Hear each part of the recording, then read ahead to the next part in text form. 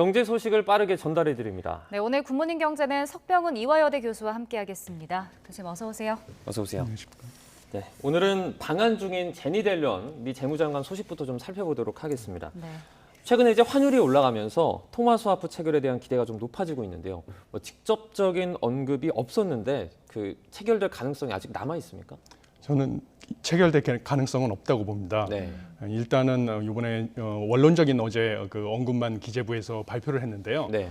제닛 앨런 장관 같은 경우는 이제 재무부 장관이기 때문에 미국은 전 세계 어느 나라보다도 중앙은행의 독립성이 보장되어 있는 나라입니다. 네. 그렇기 때문에 이 통화 스와프 체결 권한은 중앙은행 연준 총재에게 있고요. 네. 제닛 앨런 장관이 그거를 결정을 하거나 뭐 압력을 행사하거나 이럴 위치에 있지가 않습니다.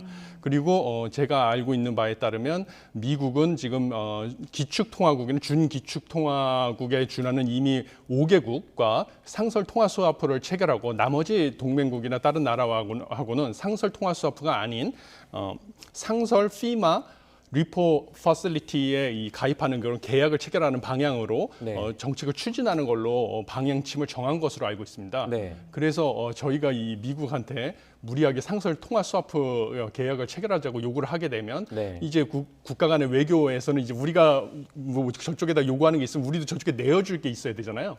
그러니까 이제 저희도 입장에서도 미국도 저에게 이제 우리나라에게 뭐 더 심한 요구 사항을 요구 조건을 내걸 수도 있고 이렇기 때문에 현실적으로는 통화 스와프를 요구하는 게 아니라 네.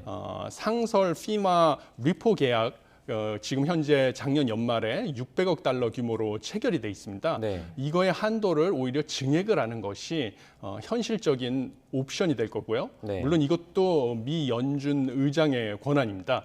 그리고 간단하게 제가 이 상설 피마 리포 계약이라는 게 무엇인지에 대해서 말씀을 드리면요. 네. 이것은 미국의 그 국채, 우리나라 한국은행에서 보유하고 있는 국채를 갖다가 미국에 담보로 제공을 하고요. 네. 그 국채를 담보로 제공하는 대신에 이제 0.25% 저리로 우리가 필요한 시기에 달러를 갖다가 가져다 쓸 수가 있는 그런 계약입니다. 네. 그렇기 때문에 사실상 통화 스와프와 동일한 효과를 달성할 수가 있는 것입니다. 네. 그래서 현재는 600억 달러 한도로 작년 연말에 한미 통화 스와프 600억 달러 계약 종료와 동시에 네. 이 계약으로 전환을 했거든요. 우리가 그렇기 때문에 이거를 우리가 이제 심리적인 요인 때문에 환율이 불안하다고 판단을 하셔서 네. 뭔가 통화 스와프 같은 상설 통화 스와프 같은 걸 이용해서 심리적 요인을 안정시키고자 하신다면 제가 보기에는 무리하게 상설 통화 스와프 체결을 요구할 것이 아니라 네. 현재 이제 미국에서 이제 권유하고 있는 상설 피마 리포 계약의 600억 달러 한도를 더 증액을 하는 것이 네. 현실적인 대안이 되지 않을까 하는 생각을 하고 이 있습니다. 말씀하신 피마라는 게 예. 뭐 앞으로 도입하겠다 이게 아니라 이미 도입이 돼 있는 거죠. 이미 도입이 돼서 600억 달러 한도로 저희가 계약을 체결하고 있습니다. 네. 그러면 그 증액을 하는 과정은 예. 좀 손쉽게 이루어질 수 있는 예, 왜냐하면 저희가 이 외환 보유고가 세계 9위 수준으로 엄청난 외환 보유고를 쌓고 있는 나라거든요. 네. 그리고 그 외환 보유고의 90%를 갖다가 이제 채권의 형태로 보유하고 있고 그 채권의 상당 부분은 미국의 국채로 가지고 있습니다. 네. 그렇기 때문에 저희가 600억 달러보다 훨씬 많은 수준의 미국 국채를 보유하고 있기 때문에 네. 미국의 입장에서도 이 미국 국채를 담보로 잡고 달러를 빌려주는 거기 때문에 뭐 한도 증액을 요구하는 것은 뭐 합리적인 조건 하에서는 들어줄 만한 오히려 옵션이다라고 보고 있습니다. 네. 네, 일단 교수님께서는 통화 스와프보다는 이 피마 계약의 한도를 증액하는 것이 더 효과적이다라고 좀 말씀을 해주셨습니다. 예. 자, 어제 옐런 장관이 배터리 제조업체를 방문했는데요. 이 자리에서는 중국을 견제하는 메시지도 나왔습니다. 당시 연설부터 먼저 들어보겠습니다. We cannot allow countries like China to use their market position in key raw materials, technologies, or products to disrupt our economy or exercise unwanted geopolitical leverage. 네, 어제 옐런 장관이 했던 말을 좀 정리를 해보면 노골적으로 중국을 비판하기도 하고 또 전체적으로 경제 동맹을 많이 강조했더라고요. 이 이유가 있을까요? 예, 제가 그동안의 경제학에서는 이 세계화, 그다음에 오프쇼어링 해가지고 이제 다른 나라와의 자유무역 이런 것이 이제 두 나라 모두 윈윈이다라는 이제 경제 이론을 강조해 왔었습니다. 네. 그러니까 이제 미국 같은 경우도 중국으로부터 천연 자원을 수입하고 우리나라도 이제 천연 자원이나 뭐 원자재를 수입을 하고 우리나라에서 완성품을 만들면 그 중국은 우리나라로부터 완성품을 수입하고 이러면 양쪽에서 서로 윈윈이다. 이런 게 이제 경제학의 기본 원리였는데요. 갑작스럽게 이제 최근에 이제 중국이나 러시아가 자기네들이 풍부하게 가지고 있는 천연 자원을 이 무기화해서 최근에 우크라이나 사태에서도 볼 수 있듯이 러시아가 유럽에 이제 천연가스 공급을 중단하겠다 뭐 이런 식으로 압력을 행사하기도 하고 네. 또 중국 같은 경우는 이제 회토류 이런 걸 많이 수출하고 있는데요. 자신의 천연 자원, 광물 자원들을 무기화하겠다고 본격적으로 천명하고 있는 상태입니다. 네. 이런 상황이다 보니까 더 이상 미국의 입장에서도 또 안보 경제뿐만 아니라 안보와도 연결이 돼 있는데 자신들의 이 동맹과의 그 유대 관계를 강화하면서 이제 더 이상은 오프쇼어링이 아니다. 이제 프렌드 쇼어링이다. 뭐 이런 식으로 이제 우리끼리 공급망을 더 이상 이제 과거 공산권 국가였죠. 이제 중국이나 러시아 이렇게 독재 정치 체제가 확립된 나라에서는 이제 지도자의 결단에 따라서 뭔가 무기화를 하고 뭐 이렇게 한다고 이제 우려를 표시하고 있는 경향이 있는 거로 보이고요. 최근의 네. 경험에 의해서 네. 그러다 보니까 우리 동맹들 간의 공급망을 탄탄하게 구축을 하고 이렇게 하는 것이 동맹들 간에도 윈윈이 될 수 있다. 이런 식으로 단속을 하기 위해서 이번에 방문을 하고 저런 식의 연설을 하고 이러는 걸로 보이고 있습니다. 네. 미국이 지금 그 치포 동맹을 우회적으로 우리에게 권유하는 것이다 이런 분석도 나오고 있거든요. 예. 이게 반도체 공급망 협력 체제 않습니까? 맞습니다. 만약에 여기 가입할 가능성이 있는지 또 가입했으면 예. 뭐 좀 불이익이나 이런 건 없는지도 궁금하거든요. 예, 저도 그 지적에 동의하고요. 이번에 이제 방문한 것이 역시 그 프렌드 쇼어링이라 해가지고 이제 동맹들 간의 공급망을 공고히 하고자 하는데 주 목적이 있다고 보고요. 네. 그다음에 이제 미국이 한국으로부터 특히 필요로 하는 것은 배터리하고 반도체가 되겠습니다. 네. 미국이 이제 신성장 동력으로 탄소 중립과 뭐 그다음에 이제 IT 산업 뭐 빅테크 뭐 이런 거를 이제 키우려고 하는데요. 거기에 필요한 것이 핵심 원자재가 이제 반도체, 그다음에 배터리. 그렇다 보니까요. 이 칩4라는 이제 제안을 하게 된 건데요. 저희 나라 입장에서는 그 동안에는 이제 미국과 중국 사이에서 전략적 모호성 뭐 이런 식의 전략을 추구해 왔었는데요. 왜냐하면 중국으로부터 원자재도 수입을 해야 되고 중국은 우리나라의 그 큰 수출 시장이기도 했었기 때문입니다. 그래서 예를 들면 2021년 기준으로 한국 반도체의 최대 그 수출 국이 중국이었습니다. 네. 그런데 만약에 이제 이번에 이 칩4 동맹에 가입을 하게 되면 중국으로부터 이제 중국의 수출길이 막힌다든지 하는 이 타격은 불가피할 거라고 보는데요. 네. 지금 우리 미국과의 이 경제 관계뿐만 아니라 안보 역시 달려 있는 상황이다 보니까 네. 결국은 이제 불가피하게 더 이상 전략적 모성을 추진하기는 어렵지 않을까. 그래서 일정 부분 그 손실을 감수하고서라도 네. 칩4 동맹에 가입할 수밖에 없는 상황으로 몰리지 않을까 하는 예측을 하고 있습니다. 네. 네. 자, 이어서 밤사이 해외 주식시장 상황도 좀 살펴보겠습니다. 뉴욕 증시는 상승 마감을 했는데 이 경기 침체 우려에도 기업 실적이 생각보다 좀 좋게 나온 것 같더라고요. 예. 그 최근에 이제 고용 지표가 호조를 보이면서 그리고 이제 물가 상승률 같은 경우도 물가 상승률의 장기 추세를 우리가 확인할 수 있는 근원 생산자 물가 지수, 네. 그다음에 근원 소비자 물가 지수, 그러니까 상대적으로 변동폭이 큰 에너지 가격이랑 식료품 가격을 제외한 것입니다. 이런 것들이 지난 3월을 정점으로 해서요 전년 동월 대비 상승률이 점점 하락 안정화되는 추세를 보였고요. 그다음에 최근에 기대 소비자 물가 지수가 떨어졌다는 또 뉴스가 있었습니다. 네. 그러다 보니까 이제 투자자들 입장에서는 물가 상승률이 이제 정점을 지난 게 아니냐. 그리고 또 고용 같은 경우도 6월 실업률 3.6%라는 것은 코로나 사태 이전에 실업률 3.5%에 근접한 수준이고요. 이것은 50년 만에 거의 최저치입니다. 네. 네. 그래서 이제 고용도 양호하고 그다음에 물가도 잡히는 수준으로 돌아서게 되면 통화정책 기조도 내년 상반기부터는 이제 금리 인상 기조가 변환되지 않을까 해가지고 이제 투자 심리가 회복된 것으로 보이고요. 또 그 와중에 미국의 기업 실적 발표들이 좋았기 때문에 회복된 걸로 보이고 있습니다. 네. 그런데 제가 보기에는 아직 이제 저점을 확인하고 본격적으로 반등한 것으로 판단하기에는 이르다 하는 생각을 하고 있습니다. 왜냐하면 고용 같은 경우는 경제학에서 봤을 때는 대표적으로 경기 후행 지표입니다. 네. 그리고 지난번에 일부 그 고용 시장에서 우리가 보기에 긍정적인 지표들이 있었지만 반면에 또 부정적인 지표들도 있었습니다. 예를 들면 신규 실업수당 청구 건수 같은 경우는 오히려 증가하는 추세를 보였고요.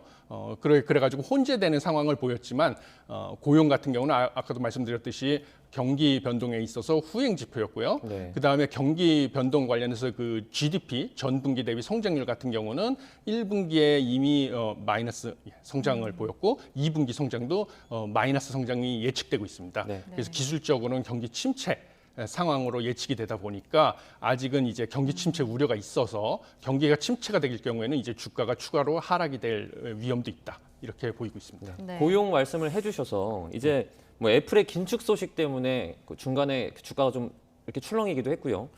글로벌 기업들에서 지금 고용 축소에 뭐 연말 해고 있을 수 있다 이런 가능성까지도 나오는 것 같아요. 고용에 좀 영향을 주지 않습니까? 예, 당연히 영향을 줍니다. 지금 미 연준 같은 경우에는 정책 목표가 두 가지가 있는데요. 하나는 고용 안정이고 다른 네. 하나는 물가 안정입니다. 물가 안정은 이제 2%의 물가 상승률을 맞추는 게 이제 물가 안정인데요. 네. 현재는 아까 말씀드렸다시피 실업률이 3.6% 가장 최근에 나온 게 이제 50년 만에 최저치인 3.5% 근접해서 고용 안정은 달성이 됐다고 판단을 하고 물가 상승률을 2% 타겟을 맞추기 위해서 이제 공격적으로 금리를 인상하다 보니까 기업의 입장에서는 수익이 감소하고 투자를 줄이고 투자가 줄어들게 되면 고용 감소는 당연히 이제 따라오게 되는 부분이거든요. 네. 그래서 이제 고용이 감소될 우려가 나타나는데요. 그런데 우리가 여기서 이제 한편으로 또 생각하게 될 것은 뭐냐면 이제 고용 감소 조짐이 보이게 되고 그러면 이제 페드 입장에서는 고용 안정도 자신의 정책 목표이기 때문에 네. 고용 감소 문제도 신경을 쓰지 않을 수 없거든요. 네. 그다음에 이제 경기 침체 조짐도 지금 기술적으로는 2분기 연속 전분기 대비 마이너스 성장을 달성하게 되면 기술적 의미에서는 경기 침체가 되는 것이고요. 그다음에 이제 소비도 금리를 인상하게 되기 때문에 소비와 투자도 감소하는 추세를 보이기 시작하면 본격적으로 이제 페드가 경기 침체 우려 때문에 금리 인상의 속도를 조절할 수가 있겠습니다. 네. 예, 그렇게 되면 이제 우리나라 같은 경우도 한국은행도 그동안에는 이제 원달러 환율 뭐 이런 것 때문에 페드의 금리 인상에 따라서 우리도 금리 인상을 할 수밖에 없는 상황이었는데 우리 같은 경우도 이제 금리 인상 속도 조절도 가능하고요. 이런 영향이 있을 거라고 보입니다. 네. 네. 그동안 근데 미국 노동시장 하면 좀 튼튼하다라는 평가를 받았는데 이렇게 긴축에 들어가면 뭐 미국뿐 아니라 우리 경제에도 좀 타격을 미치지 않습니까? 뭐 반도체 부분도 그렇고요. 예, 그렇죠. 지금 더군다나 아까 말씀드렸다시피 우리가 이제 미국 쪽으로 경제 안보 동맹 쪽으로 가게 되면 아무래도 우리는 수출 주도 경제인데 중국의 이제 수출에 타격을 받을 가능성이 큰데요. 네. 그래서 이제 더욱더 이제 미국 쪽으로 미국 안보 동맹체 쪽에 수출을 늘려야 될 입장에 처했습니다. 근데 이제 미국의 고용이 불안해지고 그다음에 고용이 불안해진다고 하면 당연히 소비가 불안해지고 그러면 미국의 이제 수입 수요가 줄어들게 되겠죠. 네. 그러면 이제 우리나라의 수출이 또 악영향을 받을 가능성이 큽니다. 그리고 이제 미국은 반면에 페드에서 이제 고용이 불안해지고 경기 침체 우려가 생기면 금리 인상의 속도를 조절할 가능성이 크니까 네. 한국 같은 경우도 이 한국은행에서 그거를 감안해서 금리 인상의 이 속도를 조절하게 될 가능성이 있고요. 반면에 우리나라는 안 좋은 소식이지만 이제 미국 쪽으로 수출이 감소가 되면 최근에 이제 원달러 환율 원화 가치 하락으로 인한 수입 물가 상승 그다음에 에너지 가격 상승 등으로 인해서 수입이 엄청나게 늘어나는 바람에 무역 수지 적자 폭이 확대되고 있는데 이로 인한 경기 침체 우려는 더 커진 가능성이 큽니다. 네. 네. 어제입니다. 금융위원회가 이제 본격적인 금융규제 완화에 착수를 했습니다. 금산분리가 눈에 띄는데요. 어떤 식으로 바뀝니까?